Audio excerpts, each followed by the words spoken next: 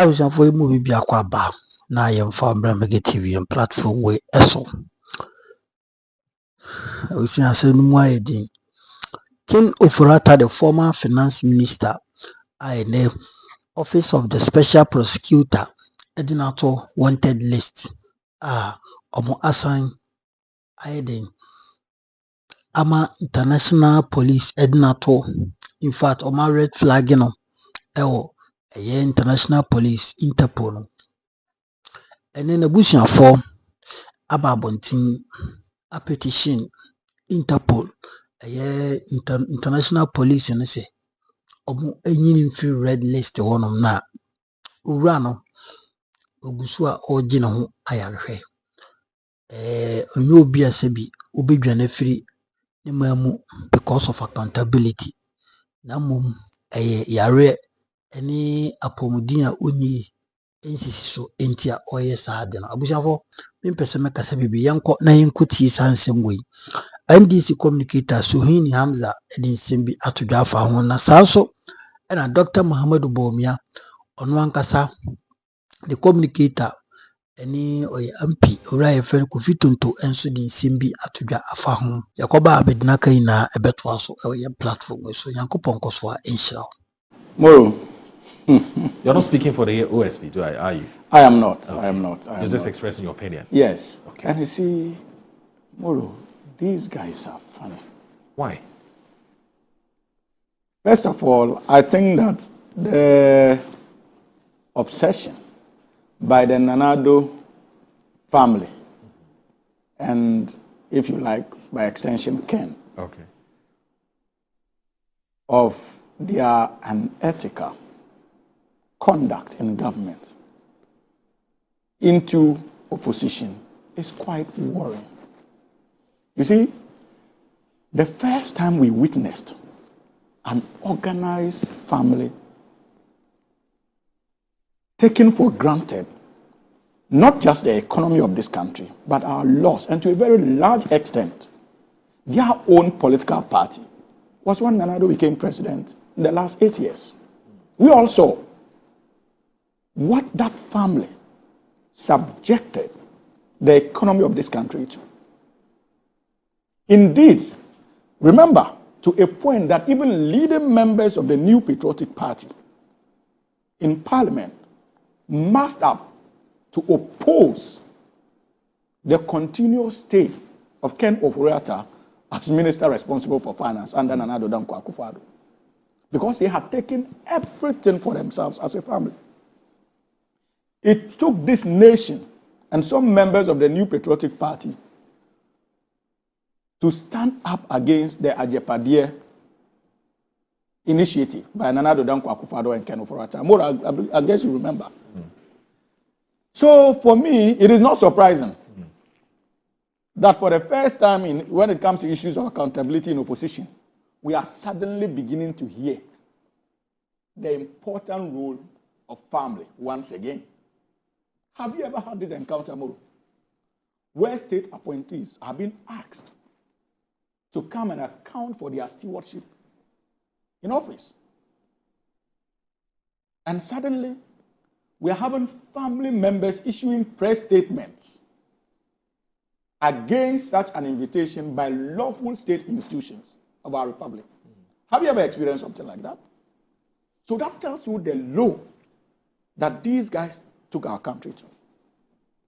And that strange feeling that they are the most important when it comes to the architecture of our country. And that is worrying for me. You see, I read not long ago in the news that the Honorable Matthew Poko Prempeh has appeared before NIB on countless occasions as former Minister of Education and that of Energy, and not too long ago, the running mate to His Excellency Dr. Mahmoud Bawumia. Many of us didn't know that he was actually appearing before the NIB until he himself chose to make it public. There are so many members of the New Patriotic Party who were part of the last regime who are appearing before state institutions to answer questions regarding their stewardship. Indeed, His Excellency Nana Addo Dankwa Akufo-Addo had cause to indicate that none of his appointees should run out of the country. They must stay in the country to face accountability. Because he knew that many of them undoubtedly would have questions to answer. Strangely, the one every Ghanaian expects, that one man who took this country for granted in the last 8 years, who collapsed our banking institutions, made people paupers as a result of his policies. He rendered many of our compatriots unemployed under the guise of restructuring our banking sector. Led this country to borrow in an unprecedented fashion for 8 good years. And in this borrowing, many of his interests, or if you like, one cardinal pillar of the borrowing spree had to do with data bank, where, of course, his interest in data bank is not hidden. This gentleman decided to take charge of our finance ministry with data bank appointees for 8 good years, sidelined, revered civil servants who served this country for ages. This is the same gentleman who presided over the SML transaction, remember? Indeed, there is no rot under the Nana Addo Dankwa Akufo-Addo regime that you can make reference to without an involvement of Ken Ofori Atta. The first had to do with the PDS scandal. At the back of that, this country lost in excess of $2 billion that we could have taken advantage of to put our energy sector on the right track. This is Ken Ofori Atta. So to many people out there, especially many of our citizens out there, when the NDC was promising more probity and accountability, and assuring the good people of this country that appointees of the last regime would be held accountable, many of them knew that there would be no justice without Ken Ofori Atta facing investigative bodies of this country and our law courts subsequently. Because trust me, truly, you would not be successful in any attempt to ensure accountability and to let the Ghanaian people appreciate that we meant our words when we were in opposition if the likes of Ken Ofori Atta are made to run away. So he knew that to a very large extent, the Ghanaian people were looking for him. Because he destroyed lives. His policies killed people. His policies collapsed businesses. His policies led us to a point that Ghana was locked out of the capital markets. But at the back of that, his companies were becoming more successful. Indeed, one of his insurance companies grew to such an extent that it entered Nigeria and became a competitor in the Nigerian insurance industry. In less than 1 year, capital that Nigerian insurance firms were struggling to raise, his insurance company, in entering the market, did so in about 3 months. But what's wrong with that? And you think that somebody like that, but all that happened largely because of his role as finance minister, and how he strategically decided to privilege his personal and business interests over and beyond that of the national objective and interest. So these are many areas that we can look at. And so for me, it is within the remit of the special prosecutor to want to find out. And like I've indicated, many of his colleagues are facing our investigative bodies. But this gentleman, when he was living in February, knew that he was not going to come back to the country. Because he knows the havoc he has caused this country. So let us stop the pretense about Mayo Clinic and all the drama associated with it. Moro, you don't need an angel to descend from heavens to tell you that it is a ruse to avoid accountability. How do you know? It is a ruse, but the evidence are clear. This is a gentleman, there was listen, a doctor who when issued- he fell who issued sick a as letter. finance minister, we all saw the pictures. Every reasonable person with what we saw online and what we were told should have, at that material moment, resigned from the Ministry of Finance. Did he resign to go and treat himself? So the letter was also issued by Mayo Clinic indicating that he was unwell and that he was to undergo some surgical Moro, operation. even you can doubt get it? such a letter from the United Kingdom. Or You're the suggesting US. it's fake. I'm not saying that it is fake. It can be. Or you- But I'm not saying that or it's you're fake. You suggesting see- it's not evidence you see, enough. Of course. Is he in a state that he cannot travel into this country? Absolutely not. In any case, these are the same people who presided over the incarceration of Dr. William Tevy. Do you know the state of Dr. William Tevy?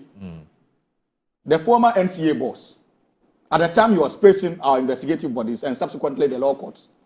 Moro, he was even at an end stage renal, he was even at an end stage renal treatment. Yeah. But he was being taken through the wheels of accountability. The NPP government did not find anything wrong with that. The likes of, what is his name, the late Animana, Chief Director of the Ministry of Health. Yeah. Was he not well? Was he not unwell? When they were dragging him to court on a daily basis, and he used to appear not less than 8 hours. Indeed, at a point, he was more or less, God forgive my language, but he became a vegetable. But these guys did not spare him. They took him through our processes for not less than 4 or 5 years. The same with William Tevy. So what has changed? William Tevy was also undergoing biopsy. The same with that of Animana. What has changed? But they stood as men and faced the laws of our country. So you should know that this is a ruse. This is being acted. Ken knows that there won't be satisfaction in this country if he is not called to account. And he knows the rot that he supervised and presided over. And so you can understand the gymnastics about being sick and that OSP should engage him via camera. You cannot. Maybe someone should remind the gentleman that his cousin is no longer the president of the Republic of Ghana. And he is not the finance minister of our republic. And the NPP is not in power. Okay. So he cannot dictate to our investigative bodies as to how to engage him in their quest to seek answers to many of the questions that they feel that he needs to answer. All right. So, Moro, we should not be entertaining such flimsy excuses. How many minutes is it going to take if indeed you are clear? And you want to demonstrate to the good people of this country that you have nothing to hide? How many minutes will it take for you to jump into business class and come to this country and engage the OSP even for 2-3 days and fly back? How many minutes is it going to take? Many of his compatriots do same.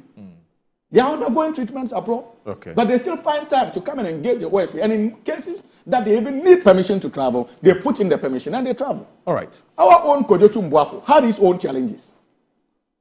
You mean health challenges? Yes, but he faced the processes.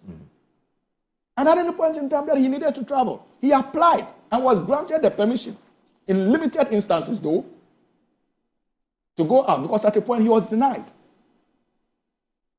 So what has changed? And anytime he went, he came back. All right.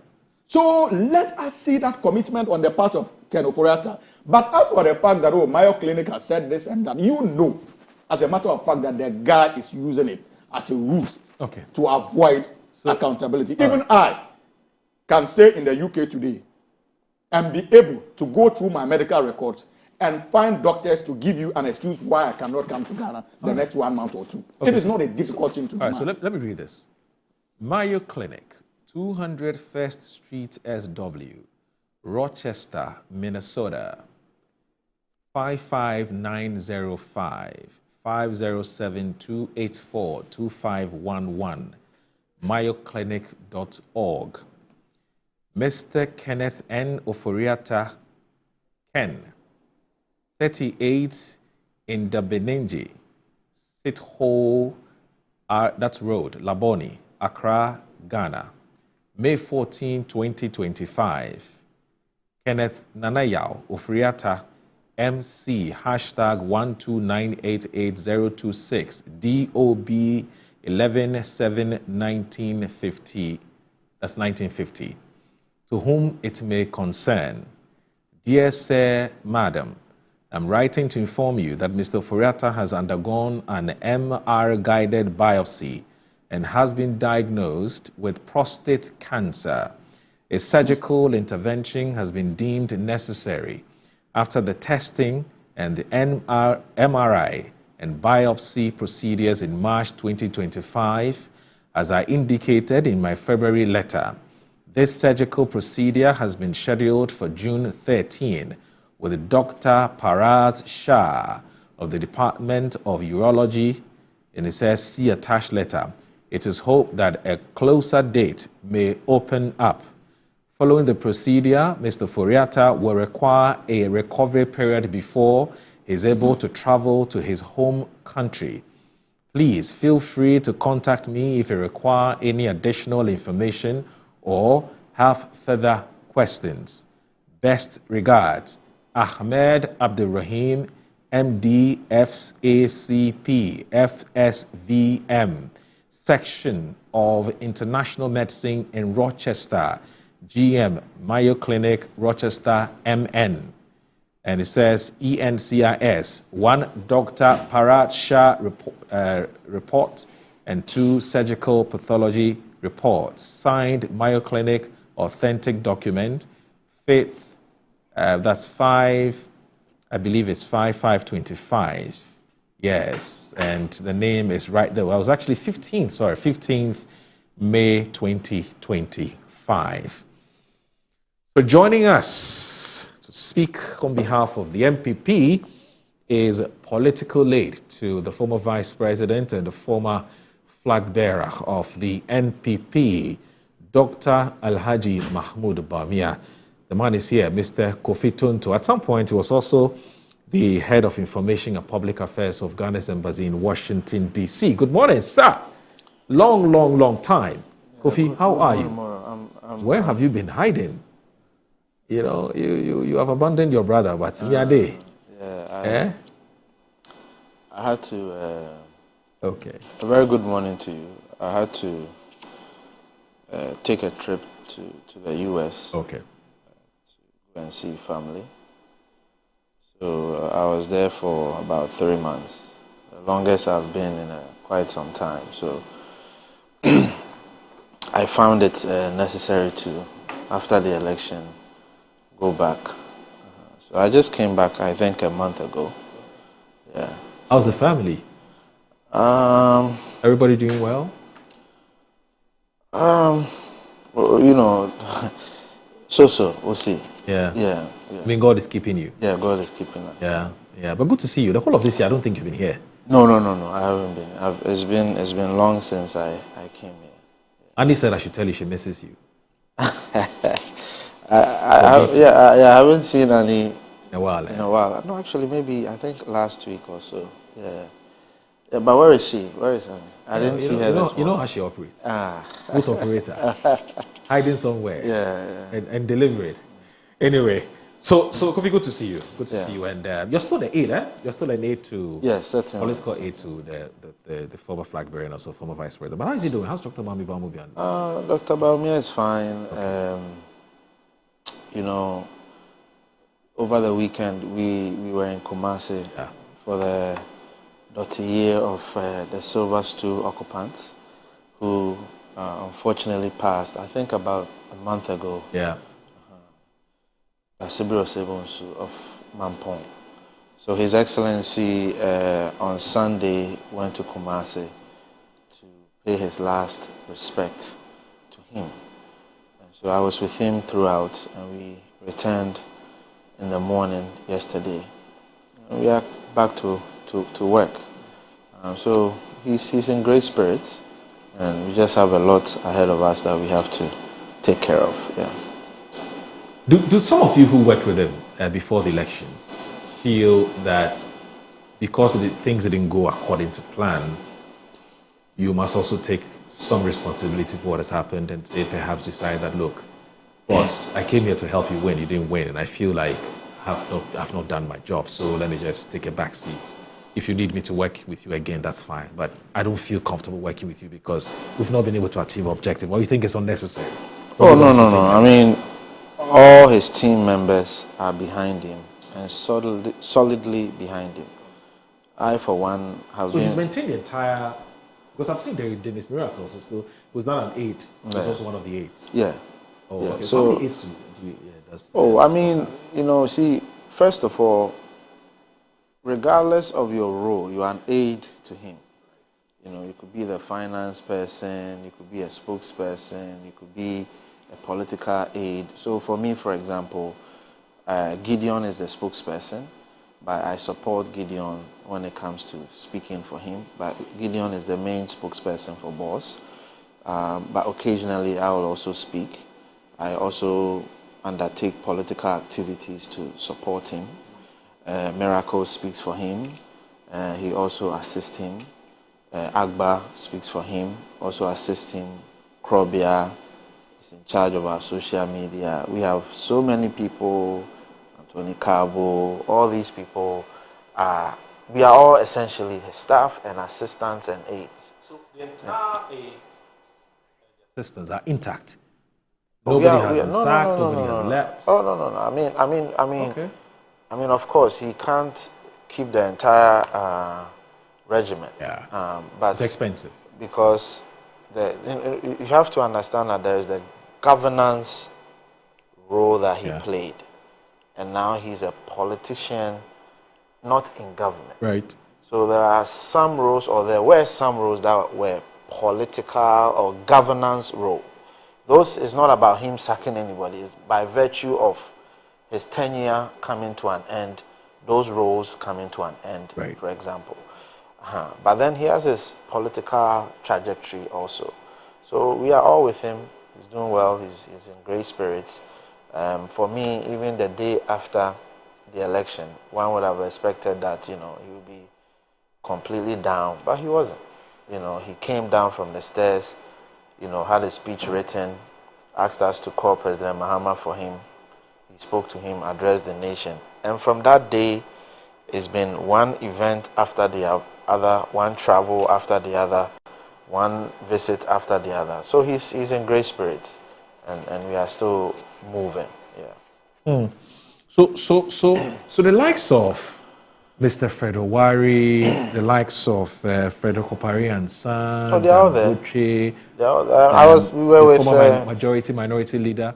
We were with all of them are there. All of them. We were actually with Opari and Son in Kumasi when we went to Mampong. Uncle Fred is there. Osechi Mensah Bonsu. I was actually with him in Kumasi, not to the funeral, but he was with him. So he has a solid team behind him. But someone say the campaign is over. Oh, campaign is over. This is not campaign. Okay. But my point is, he has a team or a group of people and a group of Ghanaians who believe in him. Right. Right. So it's not a matter of campaign. It's a matter of believing in the capabilities and the competence and the trajectory of an individual, and holding steadfast behind him. That's all. So it's not about, it's not even about gaining something out of it necessarily. It's more about believing that this person has what it takes. He has something in him, and we need to make sure we support him to unleash that talent for the greater purpose. Yeah. Now, there's a more substantive discussion, conversation we're having before you joined us. I'll pick your thoughts on that as well. It has to do with Ken Ofori Atta, but let me just do this quickly. Must have been a month or two ago where Justin Frimpong Kodia, who is your General Secretary, issued a statement and asked persons who are interested in leading the party going forward to desist from making statements that would sort of, basically paint the party in a bad way, would make it look like washing the party's dirty linen in public, or put the party's image in disrepute, and rather focus on building the party, because without a party, no candidate can make any meaningful progress in the next elections.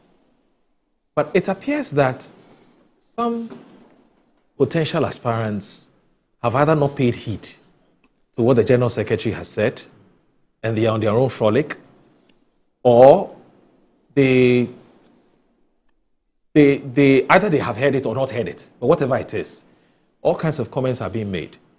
And in fact, at the beginning of this program, we played a video of in Japan, where he was making all kinds of comments about anybody who has lost elections by 2 million votes should not even dream of contesting an election, because this is the worst the party has ever recorded by way of a defeat, and so on and so forth.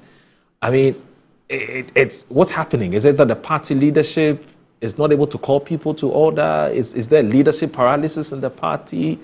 How do you get persons who are making comments like this to pipe down and to realize the times, which is there's a new government. It appears the government is enjoying some goodwill. The focus should be how to build the party, the MPP, so that whoever emerges in the party's internal contest will then get the backing of everybody. Help us understand what's happening. What's going on? On the party front, yes, I'll leave the party issues to the party leadership to handle it. I wouldn't want to come on a big platform and make commentary about the leadership style or leadership decisions of my party. Right. I have my personal views. Those are personal views. And I think at the appropriate forum, I will share those personal views. So I wouldn't want to put Kodria or chairman and team or anyone on board and sort of dissect their decision making vis-a-vis their pushback or however they deem appropriate to manage the party. I think that's a conversation we can have off air. But as far as other aspirants, look, my boss is determined and focused on one thing. How do we unify this party, right? And that is what he's going to stick to. Of course, no one is going to bully him, and no one is going to say things and get away with it. Certainly not. I mean, the times where, people will say certain things, make certain comments, he will definitely make his case. He will. He will? He will make his case, and he has a case to make. The party has a history, and will definitely interrogate the history. It is not up to Kofi to come and distort or put out my interpretation of the history. The history is there, and there are nuances to every history, right? And so, at the right time, we'll make a claim, and we'll make it forcefully. But as it stands, my boss is focused on unity. And so I will not engage in any discussion that will go contrary to the position of my boss. But let it be known that my boss is not a pushover. Nobody can push him over. He will make his case and make it very forcefully. But the time will come. For now, what we will do as a party is continue to focus on bringing the entire party together, making sure our utterances are those that bring people together and not divide us. So I will respectfully, as a young person, urge all persons who are aspiring to lead this party to do same. Because after all, once you win the leadership race and you become the leader of the party or the flag bearer of the party, you need all of us to work with. You need all of us to work with. And so don't make your job harder for yourself. Because if you spite someone, it will be very difficult going back to the same person to ask for their support. And that is why we have made a concerted effort to ensure that we don't go out and spite people. Of course, there are people who love Dr. Baumia, who make their own commentary, and you can't tell everybody or coerce everyone on what to say and how to say things. But for those who speak for him, those who are his assistants, his aides, we will be very measured in our utterances to ensure that we protect the unity and cohesion that we need in this party. But let it be said again that my boss is not a pushover. Nobody can bully him. Nobody can push him over. When the time comes, he will make his case. And he will make his case very forcefully. Yeah. You know, it's my final comment. The vice president is focused on fostering peace within the party. But do you get a sense that others want same?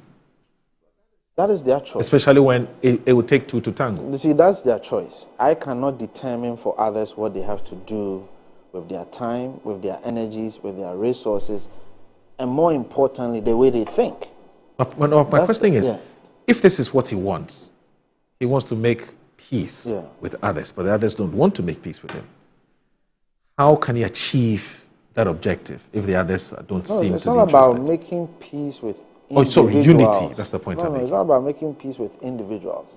Or you can't make peace with everybody in this world. Right. It's not about individuals. It's about the collective, the party. He needs to behave in a way and manner that brings everybody together. Of course, there are people, irrespective of what you do, they will not be satisfied. Okay. But the majority, and that's why we practice democracy. Look, Hamza and his party are in power now. I don't agree with it, right? But as long as President Mahama does what he needs to do as a president in a democratic manner, we'll have a peaceful and unified nation. And we go on. They have their 4 years. When the time comes, we'll go back to the ballot and take a decision. But as long as they operate within the remit of the law, we have a unified front and a unified nation, and we move on. Look, I will never sit anywhere for once and wish evil for this nation just because President Mahama is president. Doesn't mean I support President Mahama. I don't support him, and I will never support him. So we don't necessarily need every individual to like Dr. Mahmoud Bawumia. But Dr. Mahmoud Bawumia must operate within the laws and do so respectfully with peace and unity in mind. Okay. Once he does that, that's all. How other people behave, the delegates and the party people will judge. And they will decide the right person who can bring all of us together. Based on the language you've heard so far from some of the potential aspirants or some of the aspirants, do you have concerns? Do you fear that I have concerns. I have great concerns. Things could degenerate going forward? I have grave concerns. No two ways about it. I have grave concerns. But as I've said, I don't even make commentary on Facebook, for example. Yeah. I don't say anything about anyone because I believe there are appropriate places to address these issues. I have grave concerns. Look, I have friends on the other side. Some I've called and I've queried. You know, I've called and I've queried. I said, look, what is going on? You know, so, and I feel when you have concerns, you go to them, you talk to them, and then, you know, you settle it. But of course, I have grave concerns. Yeah. All right, so as I did indicate, no, I'll give you. I know you want to have a bite, but before you joined us, we were having a conversation about Ken. It's not his matter. It's not his matter. He has to chop his whole matter. Anyway, so we're talking about Ken and Ken's family writing to Interpol to remove the red notice on Ken. Don't worry. When I come to you, you can have a bite. You can have a bite. What bite do you want to have? You have bread here. Bite your bread. That's why you should be biting. Anyway, so I'm sure you follow that story. I don't know what your take on it is. I mean, they believe that Ken has not been treated fairly. The office of the special prosecutor is manipulating the evidence and to suit their narrative and so on and so forth. And how come this office of the special prosecutor is not mindful of the condition that Ken finds himself in? And so they are appealing to Interpol to delete the red notice that it has put in this database. What do you make of this? Well, my brother, Hamza is a very interesting person. You know, he pretends that he cares for Ghana, that he cares for, you know, how we manage our meager resources. But in this whole analysis, did you hear him talking about Sedinam Tamaklo? Did you? No, he Someone hasn't who's talked been- about it. Who's been prosecuted, not just accused. A judge has actually pronounced her guilty. But interestingly, Hamza was not minded to discuss it. But he was more interested in someone who's been accused. You know,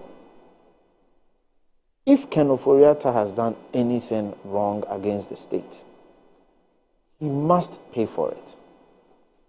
Just like any and every citizen. We must all be held accountable for our actions, especially if those actions are ones that may affect us financially, that may be criminal. Because, of course, the fact that I'm sitting here speaking for the MPP does not make me better than the other or the Ghanaian on the street.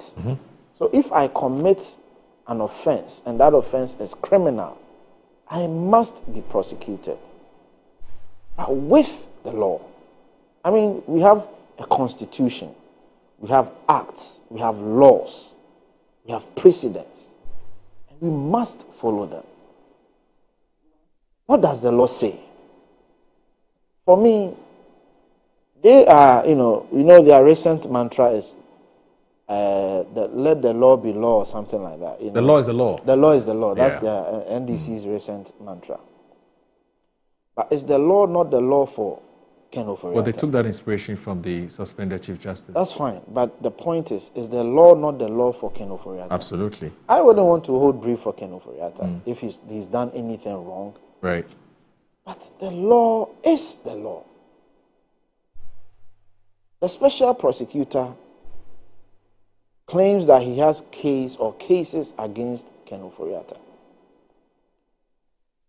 Now, I'm sure you know about Miranda rights. Yes. Yes. When it is read to you when you are it's arrested. read to you.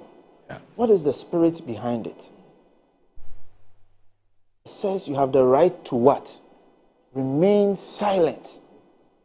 That's the spirit of it. That even when you are accused, you have a right to remain silent. The point is... Because whatever you say may be used against you. Yes, but aside that... in the court of law. Aside that, the point is, if you are accused, you don't need to prosecute yourself. You don't need to offer evidence to the state prosecutor, in this case, the OSP, to prosecute you. The state prosecutor must have his own evidence. So if you bring Ken Ofori Atta to Ghana, for example, Ken Ofori Atta has a right not to utter a word. Okay? He has a right not to say a word. So it behooves on the OSP to have tight-lipped evidence, bring it to court, and prosecute him. Again, what's the spirit behind all of this? It's because you cannot compel someone to speak. You cannot compel someone to give you evidence. My thinking is that it's been almost, a year now? Or how many months? 6 months? Yeah, about 6 months. I am expecting that the OSP by now has his evidence, watertight evidence against Ken Ofori Atta on all the 5 cases, the SML case, the National Cathedral case, there's a contract, another one, I think 5 cases. There's 5 of them, yes. In all.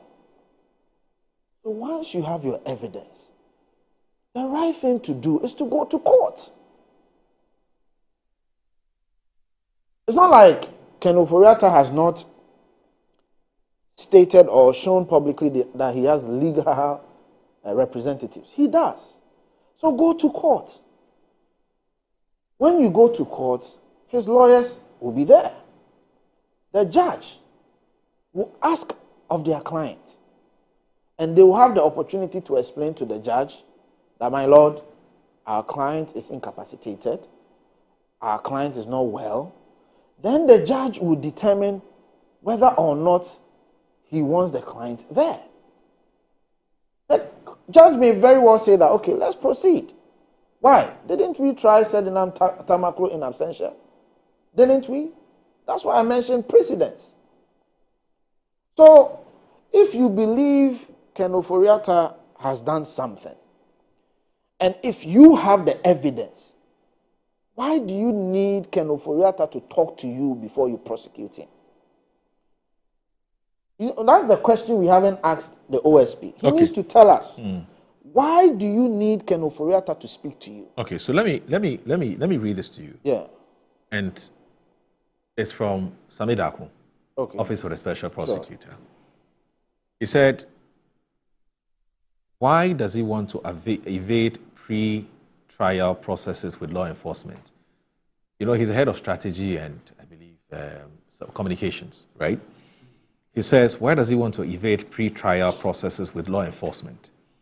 If he wants to be tried in absentia, he should wait after law enforcement is done with their investigations, and all pre-trial processes from arrest to searches to taking mugshot, fingerprints, and bail conditions are processed for court. Then he can indicate that he wants to be tried in absentia. After all, my reading of the law now is that there is no precedent of a person who has been tried in absentia in Ghana and the world over without first being physically present in court for his plea to be taken and his charges read to him and bail conditions met. If after that you don't want to be present, you can elect to tell the court or you can run away. But until that is done, you can't be tried in absentia. You won't be tried in absentia. He is saying that he doesn't know of any case where someone has been tried in absentia without going through the pre-trial process. Yes. Does that mean the law is against it? That's an interesting question. He should tell us. You see, it's not about what is ideal or not. What is ideal or not. What I was expecting Sami Daku to say is to cite specific laws, either the Constitution or the Criminal Code or whatever, that says, by our laws, if you don't go through pre-trial, it's against this law. I'm not a lawyer. But it's not enough to tell me that we don't have instances where people didn't go through pre-trial. What has that got to do with anything? My brother here is a lawyer. And he will tell you, no case is the same. Right? I mean, Hamza, let's put politics aside. Even when you think it is the exact same case, even if you follow through the procedure, you get to court and there will be a few things that will be different from the case compared to the other case. So no case is the same. So you didn't know that about that? Sedinam issue when you were making that comparison? What comparison? With that of Ken? You didn't know that no case is the same? No, I am talking about absentia. Level of I am talking about your inertia, your deliberate inertia. So that's the question I'm asking you. Not to talk about it. I'll respond to it, but I just want you to flow. So you flow. Because you brought his point is, he didn't talk about Sedina because according to him, it's not the two are not the same. Yeah. That's the point. The two cases may not be the same. I wasn't talking about the cases. I said she has been, the judge has actually pronounced on her. Guilt on her. And so she is supposed to, what was the final verdict? But the point that I'm making... She was pronounced guilty. Exactly. Basically, she's pronounced guilty. So we have finality to the case. So if she has to give anything back to the state, there's finality. But that didn't interest you. That was all the point that I was making. Okay. Not necessarily that the case are the same. No. I'm just saying that there is a final verdict on her. But interestingly, you said nothing. Not necessarily. The case can't be the same. The substance of the case can't even be the same. What was your basis for even comparing the two in the first place? Why did you bring up the basis for comparing it, and again, I was not necessarily comparing, let me put it right. Okay. I was not comparing Sedinam to Ken. I was only saying that he came here, made pronouncements about Ken, and I preempted my comment that he cares about the meager resources. Okay. That's the premise of my argument, that you care about the meager resources, but you don't care enough about the person who's been pronounced guilty. Okay. That was the point I was making. I wasn't comparing the two cases. That's all. And I can't compare the two cases because the substances are not even the same. Right. So coming back to my point, look, the OSP has done more press conferences than winning cases. And you see the danger in doing press conferences versus focusing on the process of actually going through the court process to get your final ruling is that you set people up. You destroy people in the public arena. Take the Dwaben chairman, for example. He did a press conference, destroyed him, only to get to court. And what happened? Discharge and acquitted. You mean the MCE? No. The There's chairman. a chairman in Dwaben. Right. Discharge and acquitted. And you did a press conference, did all manner of things.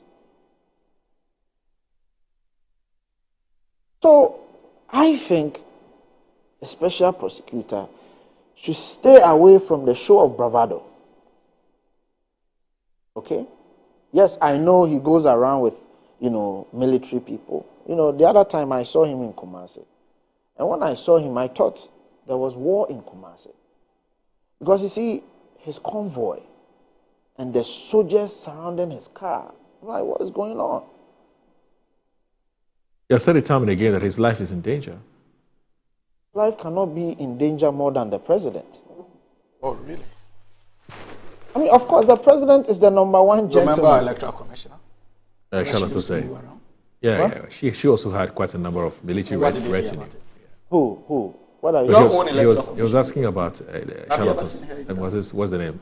Jean Mensa. I haven't seen her in town. You've not seen her for the last 8 years that you appointed her. I haven't seen her in town. Why? Must I see everybody in town? That politics of convenience. Please, No, I haven't seen her in town. But what is the point? Hamza, she's Ghana's electoral commission. What's the point? Yes, Kofi, The point is that the president is the number one gentleman. Yes. And the state apparatus literally brings out every and anything, including jamming signals, just to protect the president. Is that not so? Absolutely. So if I say you can't compare any individual to the president, what is my error? I get it. It is a fact. We even jam network to protect the president. Don't belabor the point. I think let's make progress. So the point that I'm making is this. Yes. You're talking about the security around him. Isi Ejabe. Now, when you go to his office, the whole building is dedicated to the special prosecutor. And the argument is that nobody needs to be in that building for security reasons. Not Yoko, not national security, not NIB. Can they share that resource, the facility? Because they work together anyways. Yes. But he's taking the entire architecture to himself. What is the value we have gained from all of this? And I've heard the argument, you set it up. So why are you complaining now? The point is, the fact that we've set something up does not mean we cannot raise questions about that particular thing. Every institution was set up by one government or the other. Is that not so? Right. But we criticize it. Because that's part of democracy. You criticize it to shape it up, to make it better. So the fact that we are criticizing the OSP doesn't mean that it was not a good decision to set it up. Right. We criticize the police, we criticize Yoko, we criticize NIB, National Security, EC, every state institution, we criticize it. Whether Nanado created it, President Kufuor created it, President Mahama created it, we criticize them. So my point is this. Look, OSP, focus on winning cases. Do the work. Gather your evidence. Go to court and prosecute people who are doing harm against the state. That much I want you to succeed. But for me, it should be less of show of bravado and more of getting the work done. Hamza raised an issue before you came here. Okay. His point was simple, that why is Ken and his family, to all intents and purposes, including the president, the former president himself, why are they treating Ken as a special Ghanaian when we all do know that we have had, Ken as a special guardian? based on the letter that the family has issued, which is raising procedural issues with how Ken has been, the Ken case has been handled. Hamza's issue was that, why is Ken being treated as a special Ghanaian? Who is treating Ken as a special Ghanaian? And that if it's about his health, first of all, he doubts that Ken has any prostate cancer. Yes, he says he doubts it, because so far, we've only seen a letter from Mayo. I read it before whilst you're seated. He doesn't think it's sufficient evidence to convince anybody that Ken has a prostate problems that he's dealing with. Secondly, we've seen in this country where people have been very sick, where there's more than sufficient enough evidence that they have a medical condition. And he, for instance, names Animana, who's a former chief director at the, what's the name of the ministry? Health Ministry, and Tevi and so on. All of them were dragged before, the investigative authorities, and they were dealt with, and they were jailed. Why is Ken running away from accountability in the name of he not being well? What is it? What makes Ken so special that every day is about his health and so on? Why is he running away from accountability? What do you make of this? Who is treating Ken special? He's talking about, so first of all, his family and some members of the MPP who are defending Ken and the fact that he's not well. Moral. If anything happens to you, God forbid, do you not expect your family to treat you special? Absolutely, they should. Absolutely. If anything happens to Hamza, if in 4 years after they've left office, and Hamza sitting You saw his reaction when you said after he left office. has been accused of corruption, are you saying that his family must not stand behind him? Okay, so you can clarify. I was emphatic. Okay. I said that maybe you want clarity, I'll provide clarity. I gave basis of the unethical conduct of Nana Addo and his family in government. Their obsession with stealing our meager resources to a point that even your own members of parliament called for the head of Ken Ofori Atta. And I said that it is strange that even in opposition, the family is beginning to rear its head again under the guise of defending the gentleman. And I proceeded to caution that as a country, we should be careful not to give an indication that when it comes to our laws, certain individuals are special.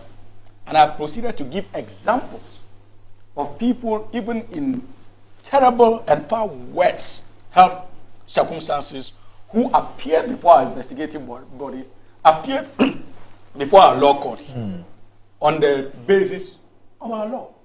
And that Ken should not be treated as an exception, as somebody special.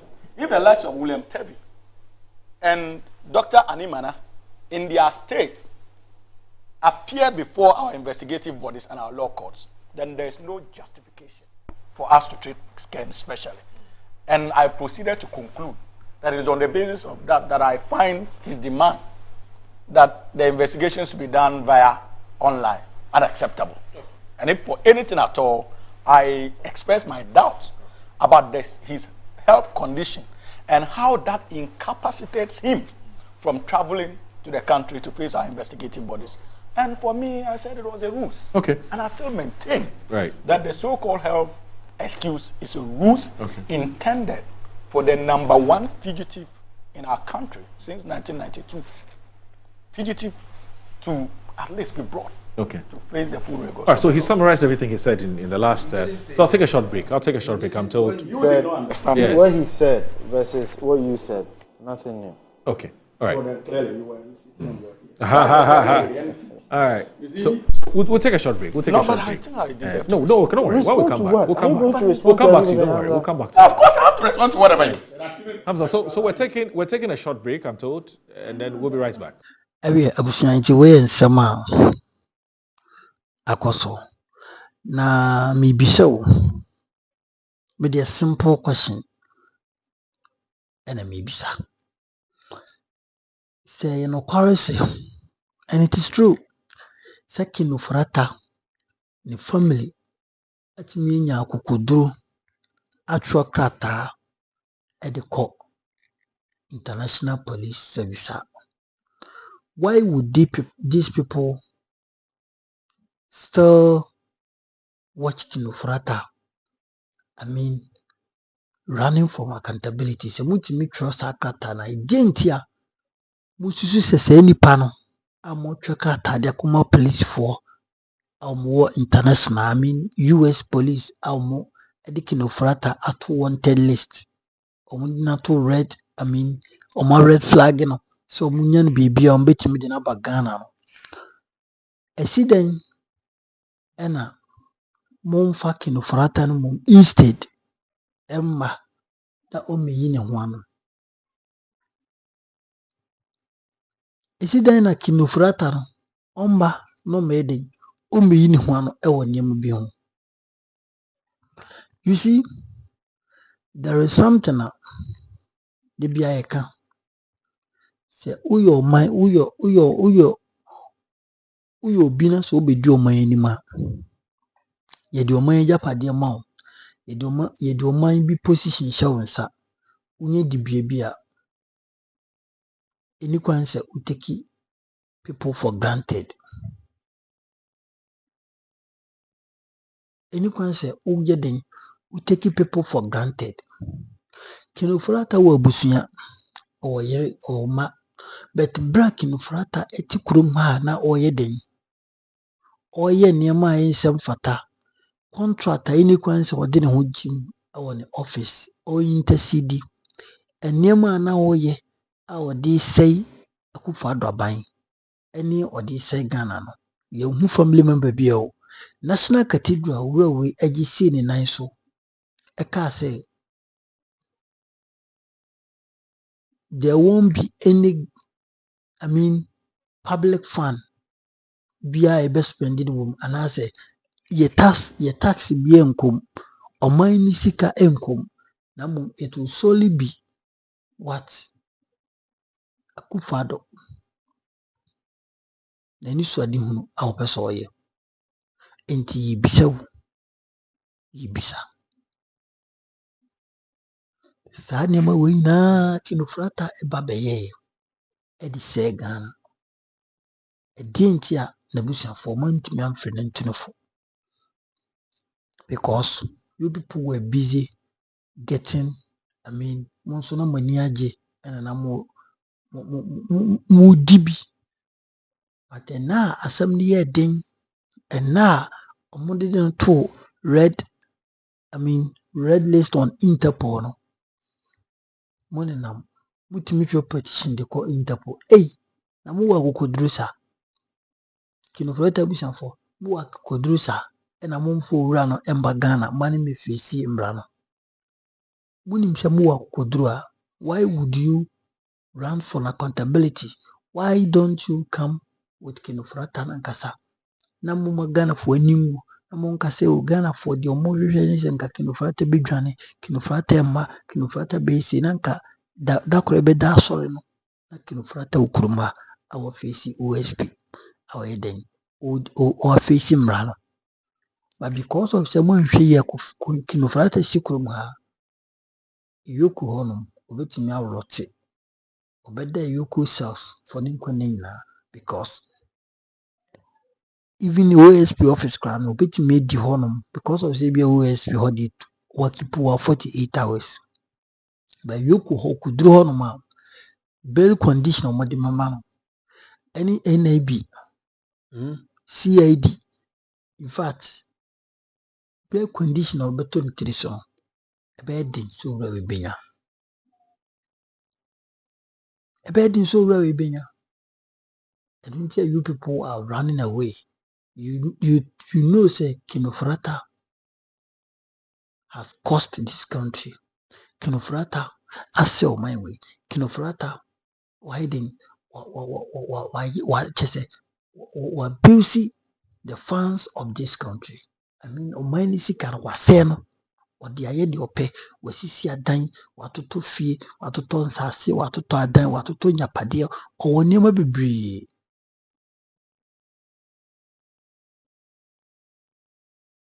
enti Ken Ofori Atta busuafo se mo se mo ye mema why don't you come and face the OSP na moko petitioning Interpol so you within feel red list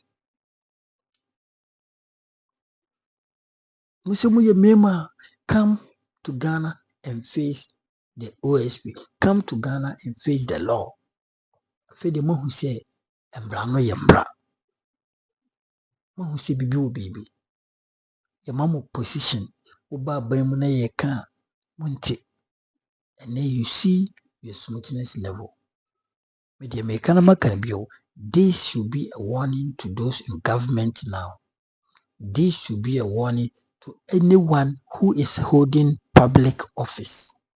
This should be a warning to Obia Ukita or mine be a japade or Yediama so Yankasi di Yankasa fire dear. And this for said you money abra mo pesa mu jeli kinofrata because of so deserving tiro. So mun na mun so mind de mun take advantage of it. Kinofrata the family I see that petition no as useless. Ni papam no ufa kinofrata mepiem Ghana na face mrano. If you people think that you are strong and you are brave enough, bring kinofrata to Ghana, let him face the law. Woman in facing Brano. Let him face the accountability. Period. Namunja someone nama which minya who didn't show letter command Interpol, someone you need free red list or revoke. Hey, namunti minya sa dina magana anything. Nena Interpol beti mo ya mama asemo. Do you think Interpol is a Ghana institution? So mo can say na aye partisan. Na political party be influence. No, Interpol doesn't work like that. We are all in this country. So Interpol be useless people. Mudi o maisi kana say ye kwalemo for accountability. Ano mo juna ko share bruchiri. As if say bruchiri ho no mo nkan wi ase ho. Ayemi ya say by now kora no Interpol no timi fa kinu for tantwe na say we dem fa no be pay wo Ghana. You must face the law. The law is the law. Quote and unquote. Yamame. Gertrude Tokono or see the law is the law. Makrobi be a Kubancha Hanum, a number one authentic platform, Mega TV. Chirawabin, a comment section. But not so like our subscribe to the channel for latest updates. Bye bye.